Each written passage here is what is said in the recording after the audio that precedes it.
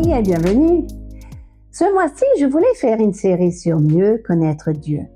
Mais tout d'un coup, le Saint-Esprit a soufflé dans mon cœur. Celui qui veut mieux connaître Dieu doit d'abord apprendre à chercher Dieu. Donc, on va faire une petite série sur la signification, l'importance de chercher Dieu. Nous avons ce verset dans Ésaïe 55, 6. « Cherchez l'Éternel pendant qu'il se trouve. Invoquez-le tandis qu'il est prêt. » Vous savez, Dieu n'est pas perdu, mais il est parfois caché.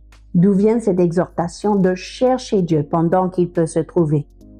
Il veut trouver dans nos cœurs un désir ardent de le chercher, d'être avec lui, de mieux le connaître.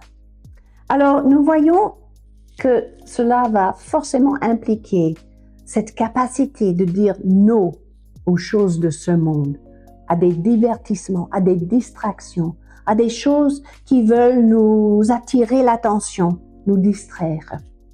Ce mois-ci, quand nous parlons de comment chercher Dieu, nous allons vraiment focaliser sur chaque étape pour aller de gloire en gloire et de force en force. Et je veux que vous sachiez que je parle à moi-même aussi. Parce que parfois, c'est très facile de se laisser glisser dans une routine, de se contenter de son progrès, d'être satisfait avec ses acquises. Mais nous voulons aller tous ensemble encore plus loin. Si vous n'avez pas encore développé dans vos vies des bonnes disciplines, vous pourrez commencer aujourd'hui. Pourquoi? Parce que chercher Dieu, c'est aussi une discipline. Mais c'est une discipline motivée et inspirée par votre amour pour Dieu. Et vous allez découvrir que ce qui commence par discipline, un désir devient un délice. D'autres termes, si j'ose dire, vos efforts deviendront une effervescence dans votre vie. Pourquoi? Parce que le Seigneur désire une épouse qui ressemble à celle qu'on trouve dans Cantique des Cantiques. Si vous lisez chapitre 6, verset 1, vous allez trouver que cette femme avait l'habitude de cultiver la présence de son bien-aimé, de poursuivre son bien-aimé. Verset 1 dit ceci: « Où est allé ton bien-aimé » C'est une question qui vient du monde qui entoure cette belle femme. « Oh, la plus belle des femmes, de quel côté ton bien-aimé s'est-il dirigé?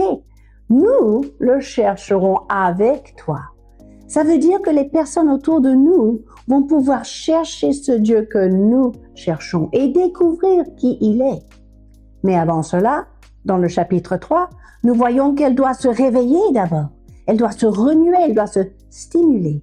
Parce que nous lisons dans ce chapitre, de versets 1 à 4, qu'elle raconte son histoire. Sur ma couche, sur mon lit, d'autres termes, pendant la nuit, ou dans mon zone de confort, j'ai cherché celui que mon cœur aime, mais je ne l'ai pas trouvé.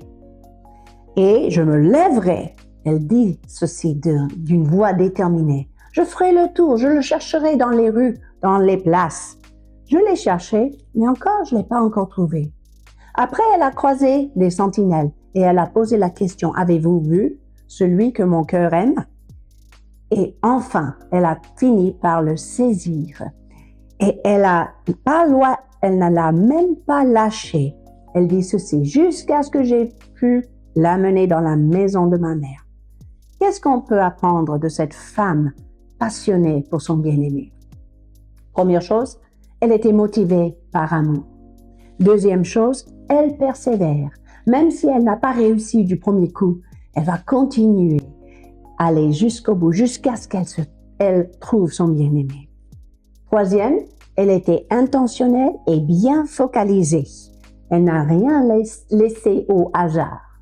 Quatrième chose, elle a consulté les sentinelles, qui représentent pour nous ceux qui connaissent bien le Seigneur, les mentors, les pasteurs, les voix prophétiques autour de nous. Ça veut dire qu'on n'a pas honte de demander de l'aide de temps en temps. Et cinquième, elle a trouvé son bien-aimé et elle l'a amené chez sa famille, c'est-à-dire dans son église locale. Plus vous cherchez le Seigneur, plus vous aimez le Seigneur.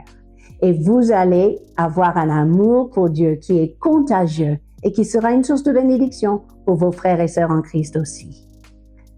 Pour résumer, la preuve de notre amour, c'est ce désir ardent de chercher Dieu. Vous n'avez pas toujours le temps, mais vous trouverez ou vous prendrez le temps de faire ce qui est prioritaire pour vous. Vous avez cette promesse en Jérémie 29, 13. Vous me chercherez et vous me trouverez si vous me chercherez de tout votre cœur. Sur ce, laissez-moi vous encourager cette semaine de fixer un rendez-vous quotidien pour chercher Dieu. Vous ne serez pas déçus. À la semaine prochaine.